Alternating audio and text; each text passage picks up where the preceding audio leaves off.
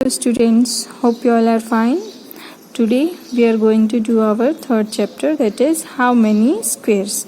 Here one rectangle is given. Okay, what is rectangle? Rectangles, this one.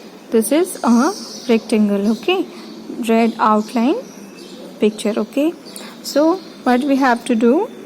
Measure the side of the red square on the dotted sheet. Red square where is here. जो red square है इसकी sides को measure करना है. ये 1 centimetre सभी sides इसकी equal है because it is a square. So जो स्क्वेयर होती है उसकी सभी साइड इक्वल होती है. Okay, draw here as many rectangles as possible using 12 such square. So हमें यहाँ पे क्या बनाना है? रेक्टेंगल बनाना है. ये तो स्क्वेयर है जिसकी चारों साइड्स इक्वल हैं, बट हमें यहाँ पे क्या बनाना है? रेक्टेंगल बनाना है. और रेक्टेंगल की चारों साइड्स इक्वल नहीं होती है. ओके, उसकी लेंथ और ब्रेड्थ डिफरेंट होती है. सो हमें क्या करना है? Rectangle as possible using 12 such squares. हमको 12 स्क्वेयर्स यूज करके रेक्टेंगल बनाना है. So our first rectangle is here. See how many squares in it? 1 2 3 4 5 6 7 8 9 10 11 12. हमने 12 रेक्टेंगल का यूज करके एक रेक्टेंगल बनाया. 12 स्क्वायर्स का यूज करके हमने एक रेक्टेंगल बनाया. And second picture is here. Also 12 square is here. Okay, so 2 rectangle, first one and second one. Okay, and our third rectangle is here. How many squares in it? 1 2 3 4 5 6 7 8 9 10 11 12. सो इसमें कितने squares हैं? 12. इसमें भी 12 squares हैं.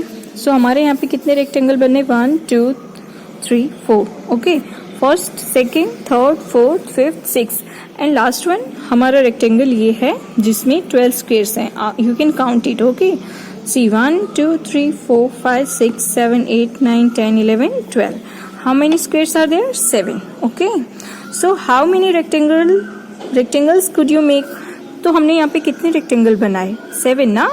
First second third fourth fifth sixth 7. Okay. We can make 7 rectangles as shown in the figure. Okay. So next, each rectangle is made out of 12 equal squares. जो हमारी rectangle है इसमें कितने स्क्वेयर्स हैं? 12 है. Okay. So all have the same area.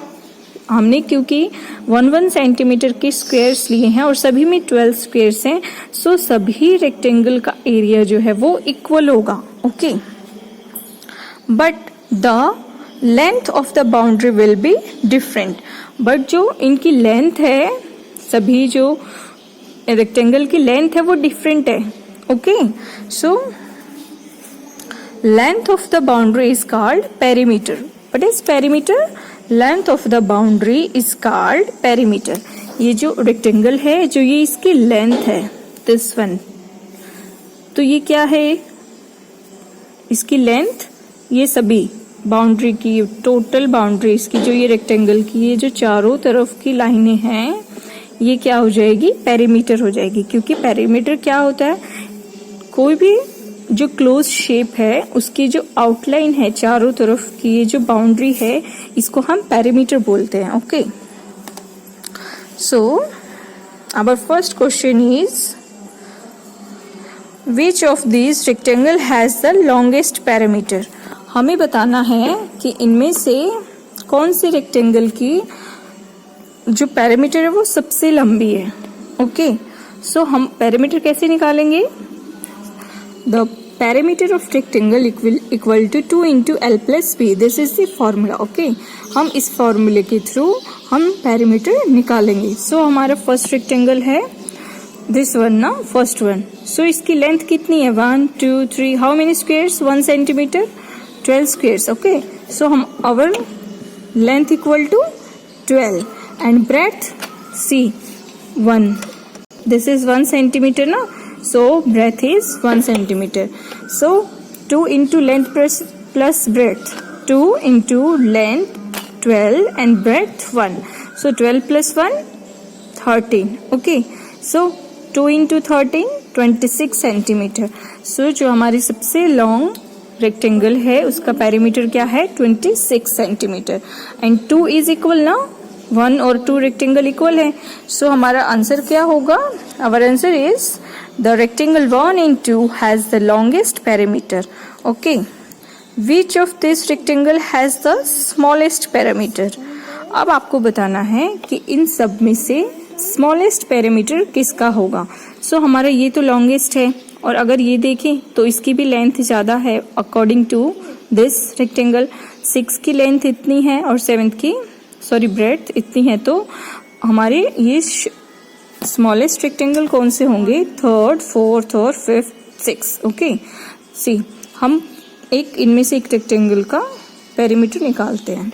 So 2 into L plus B 2 और L कितनी है? इनकी लेंथ कितनी है? 1 2 3 और ब्रेड्थ कितनी है? 1 2 3 4. So we can write here 3 length and breadth 4. ओके, so 3 plus 4 12 and 2 into 12 equal to 24. Okay, so we can write here the rectangle 3rd, 4th, 5th and 6th has the smallest perimeter.